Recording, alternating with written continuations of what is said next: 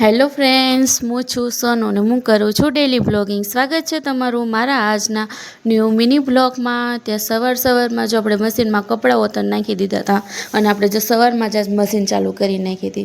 અને આ બાજુ જો આપણે દક્ષને નવડે મસ્તીનો રેડી ઓતન કરી નાખી હતી, કેમ કે એને મમ્મીને બહાર જવાનું હતું અને એને ખબર પડીને મેં વિડીયો ઉતારું છું તો નકરા દાંત જ કાઢતો હતો. ત્યાં બપોરના રસોઈમાં જો આપણે મસ્તીનું ઢોકળીનું શાક બનાવી નાખ્યું હતું અને આ બીજી બાજુ જો આપણે લોટ હતો અને બાંધી લીધો હતો. અને પછી જો આપણે ઢોકળીનું શાક હતું જમવામાં ને રોટલી હતી ને કેરીનો રસ હતો કાલનો.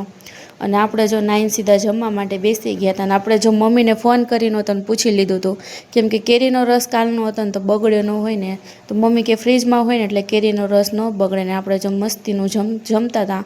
હાલો તમે બધા પણ જમવા માટે. જમીન જો આપણે મસ્તીના રેડી થઈ ગયા અને આપણે બહાર જવાનું હતું.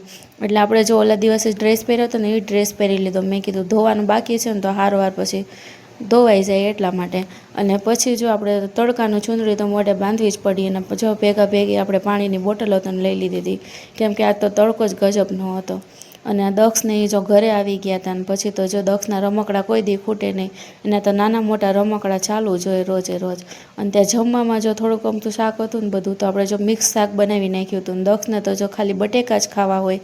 અને આજનો બ્લોગ અહીંયા જ પૂરો કરીએ. મળીએ કાલે નવી મોજ મસ્તી સાથે. ત્યાં સુધી બાય બાય. હર હર મહાદેવ. બધાને લાઇક શેર ને ફોલો કરવાનું ભૂલતા નહીં.